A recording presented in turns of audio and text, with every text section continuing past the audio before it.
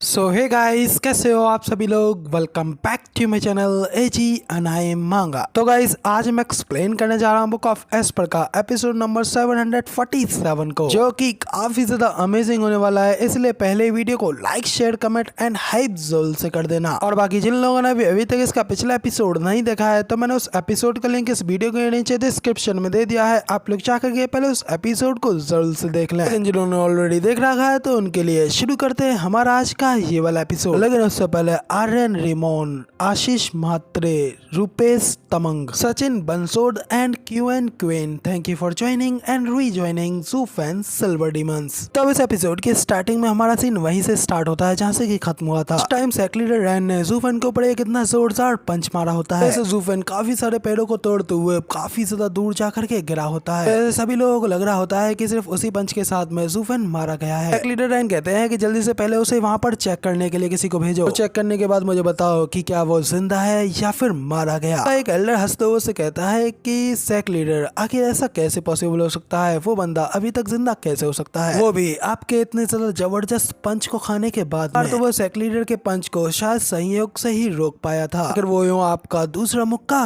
कैसे सह सकता था। सेक लीडर रैन भी जोरों से हंसते हुए कहता है लेकिन सावधानी बरतना जरूरी है क्योंकि वो बच्चा कुछ ज्यादा ही जिद्दी है। कहता है कि वाकई में हमारे सेक लीडर काफी ज्यादा सावधानी बरतने वाले हैं। मैं यहाँ पर अपने हेवन थ्रिलिंग सेट के फ्यूचर के लिए वहाँ पे जाकर के अपनी ड्यूटी को पूरा करूंगा और उस बच्चे को चेक करूंगा। दोनों लोग ये सारी बातें कर ही रहे होते हैं कि तभी साइड पे से यंग मास्टर रैन की आवाज आती है, जो कि अपने फादर से कहता है कि फादर क्या मैं भी वहाँ पर उस बंदे को चेक करने के लिए जा सकता हूँ? क्योंकि अगर इन केस वो किसी भी वजह से आपके इस पंच को सर्वाइव भी कर गया हो, तो मैं ये मेक श्योर करूंगा कि वो अगली बार फिर से मेरे जूनियर ब्रदर्स को परेशान करने की हिम्मत न कर पाए। और कुछ भी होता है तो मैं एक बहुत ही ज्यादा क्विक डिसीजन लूंगा और उसे वहीं पे खत्म कर दूंगा। क्योंकि एल्डर भी सेक लीडर से कहते हैं कि सेक लीडर वाकई में हमारे यंग मास्टर काफी ज्यादा ब्रेव हैं और वो हमेशा अपने दिल से अपने फेलो डिसाइपल्स के लिए अच्छा चाहते हैं। वाकई में ये काफी ज्यादा ब्लेसिंग्स की बात है जो कि ये हमारे सेक्ट में है। तो एल्डर की ये सारी बातें सुनने के बाद में सेक लीडर रैन भी अपने मन में कहते हैं, भले ही मेरा लड़का कैसा भी सही, लेकिन एक बात उसमें बहुत अच्छी है, मेरा बेटा ये बहुत अच्छी तरीके से जानता है कि कब उसे शो ऑफ करना है और कब उसे पीछे हट करके अपने सिर को झुका करके रखना है। ठीक बिल्कुल मेरी ही तरह हमें अच्छी तरीके से बताया है कि हमें सिचुएशन का एडवांटेज कब लेना है और कब रिट्रीट करना है। मन में ये सब कुछ सोच करके फिर सेक लीडर रैन एल्डर से कहते हैं, मेरा लड़का कुछ ज्यादा ही लापरवाह रहता है, इसलिए इसका फादर होने की वजह से मुझे काफी ज्यादा चिंता रहती है। वहाँ पे अगले सीन में यंग मास्टर रैन वहाँ पर जूफेन को चेक करने के लिए आ गए होता है। जूफेन उस पंच को खाने के बाद में गिरा होता है। जूफेन गिरा होता है, वहाँ की वो जमीन पूरी तरीके से टूट गई होती है। वहीं पे उन पत्थरों के नीचे जूफेन दबा हुआ होता है। यंग मास्टर रैन कहता है कि जूफेन फाइनली तुम्हें तुम्हारे एरोगेंस की सजा मिली गई और मैं अपनी इन आंखों से देखूंगा कि तुम्हारी इस मौत का मंजर कैसा है। मैं चाहता हूँ कि तुम्हारा ये सर क्या तरबूज की तरह फूट गया या फिर तुम्हारी लिम्स तुम्हारे शरीर से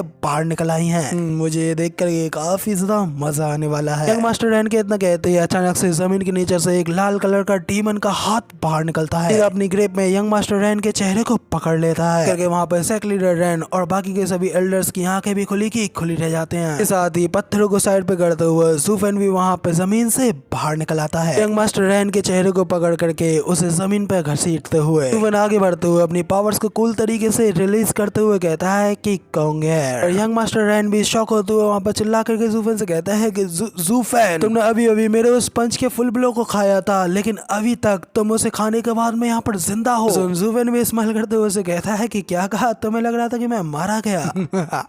बेवकूफो, आखिर तुम्हें ऐसा कैसे लगता है कि एक भूत दोबारा से मारा जा सकता है? जूफेन एकदम कूल तरीके से वहाँ पर अपने स्कारलेट ड्रैगन किंग की सोल फॉर्म को अनलेस करता है। वहाँ पर इस तरीके से पूरी तरीके से ठीक दे करके सेक लीडर रैन भी हैरान होते हुए कहता है कि आखिर ये कैसे पॉसिबल हो सकता है? आखिर इसकी ये सोल भी एक सोल हार्मनी के पंच को कैसे सरवाइव कर गई? आखिर इसकी ये सोल इतनी ज्यादा स्ट्रॉन्ग कैसे हो सकती है? मेरे ख्याल से ऐसा तो बिल्कुल भी नहीं होना चाहिए था। फिर उसे कहता है कि बेवकूफ, तुम्हारे लिए तुम्हारा ये अज्ञानता ही सुख है। तुम्हें क्या पता है एक सोल की स्ट्रेंथ कल्टीवेशन आर्ट के ऊपर डिपेंड रहती है। जहाँ तक बात है मेरे इस ड्रैगन सोल की, बच्चों अभी तक तुमने मेरे इस ड्रैगन सोल के अलग अलग वेरिएशंस की ट्रू पोटेंशियल को नहीं देखा है। अचानक वहाँ पर जूफेन और जूफेन की ड्रैगन सोल गोल्डन कलर में भड़क उठती है। उनके अंदर से निकल रहे मारे भयानक प्रेशर को देख करके सेक्लिडन के भी पसीने छूट जाते हैं। इसके साथ ही अचानक वहाँ पर जुफन का वो स्कारलेट ड्रैगन किंग वहाँ पे अपनी फॉर्म को चेंज करके डेसिमेटेड गोल्डन ड्रैगन किंग की फॉर्म ले लेता है। जुफन लोगों को बताता है कि सिर्फ इसकी कोर को चेंज करके मैं तुम लोगों को इसकी पावर्स को दिखा सकता हूँ। वहाँ पर जुफन के डेसिमेटेड गोल्डन ड्रैगन किंग की उस प्रेशर को देख करके बाकी के सभी एल्डर्स भी डर के मारे कांपते हुए कहते हैं कि आखिर ये टेरिफाइंग चीज है क्या। दूसरी ओर जुफन वहाँ पर यंग मास्टर रैन के चेहरे को पकड़ता है और उसे ऊपर उठाता है। घबराते हुए वो भी रोते हुए वहाँ पर अपने फादर को आवाज लगाने लगता है। तो सेक्लिडन रैन भी ये देख करके शॉक होते हुए कहता है कि जुफन जल्दी से मेरे बेटे को जाने दो, अभी के अभी यहीं पर छोड़ दो, वरना तुम्हारे लिए बिल्कुल अच्छा नहीं रहेगा। क्योंकि हमारा हीरो जुफन भी वहाँ पर सेक्लिडन रैन की बात को मानते हुए उसके लड़के को छोड़ देता है, लेकिन जमीन पर नहीं बल्कि हवा में। ऐसा करते हुए देख करके सेक्लिडन रैन की आंखें खुली की खुली रह जाती हैं। अगले ही पल जुफन की डेसिमेटेड गोल्डन ड्रैगन किंग की वो सोल फॉर्म मास्टर रैन को खाने के लिए अपना एक बड़ा सा मुंह खोलती है। उसके अंदर जाने से पहले यंग मास्टर रैन अपने फादर को बस आवाज लगाता रहता है। अगले ही पल जुफन का डेसिमेटेड गोल्डन ड्रैगन किंग वहाँ पर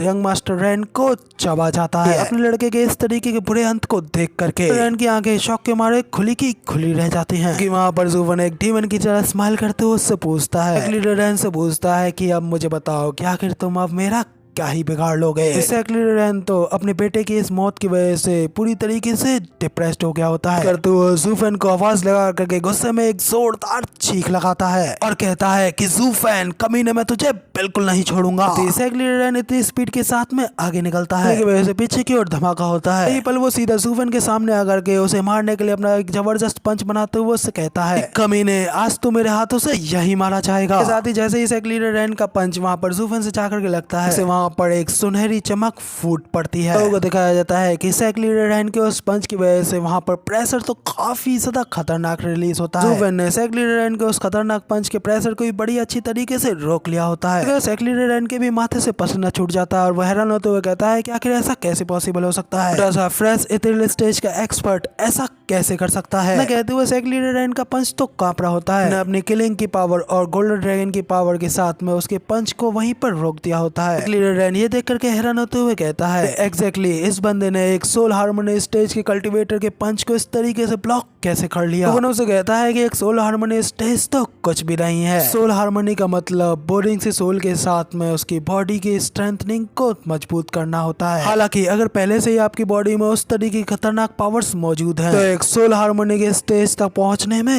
कोई डिफरेंस नहीं है। सेक्लिडन भी शौक होते हुए कहते हैं कि नहीं, ऐसा तो बिल्कुल नहीं हो सकता। कोई भी इतनी ज्यादा हार्ड तरीके से अपनी बॉडी को ट्रेन नहीं कर सकता, क्योंकि एक ह्यूमन ना तो कोई टूल होता है और ना ही कोई जानवर, क्योंकि हद से ज्यादा आगे बढ़ने पर ये टूट जाएगा। इसलिए सिर्फ सोल हार्मोनी स्टेज का ही ये मूल उद्देश्य होता है, करके हम अपनी मजबूत सोल के साथ में अपनी बॉडी को भी मजबूत कर सकते हैं। जुफन स्माइल करते हुए उससे कहता है कि बहुत अच्छे सेक्लिडन, सोल हार्मोनी स्टेज के मेन कोर को समझने के लिए सोल हार्मोनी स्टेज का ट्रू कैरेक्टर यही होता है कि वो एक ह्यूमन की बॉडी को एक स्पिरिचुअल बीस्ट की बॉडी की स्ट्रेंथ के बराबर ला देता है। और ये धारणा एंशिएंट टाइम से ही चली आ रही है। और कुछ कहानियों को सुने बिना मुझे भी ये बात कभी पता नहीं होती, जिन्हें सुनकर के अब मुझे ऐसा लगता है कि ये सभी आर्ट्स, ये सभी स्किल्स और कल्टीवेशन स्टेजेस, ये सभी की सभी चीजें सिर्फ और सिर्फ स्पिरिचुअल बीस्टों के साथ ही फाइट लड़ने के लिए बनाई गई थी। फिर सेक्लिडन ने खुद इस बात को फिगर आउट करने में काफी ज्यादा समझदारी दिखाई है। सेक्लिडन कहता है कि आखिर तुम ये सब क्या कह रहे हो, मुझे तुम्हारी बात का कुछ भी समझ में नहीं आ रहा। जुफन वहाँ पर अपने पंच को गोल्डन ड्रैगन किंग की पावर के साथ में मजबूत करता है और सेक्लिडन से कहता है कि तुम्हें अभी ये सब कुछ समझने की बिल्कुल जरूरत नहीं है, क्योंकि तुम भले ही यहाँ पर एक सोल हार्मोनी स्टेज के एक्सपर्ट हो, कि मैं तो यहाँ पर एक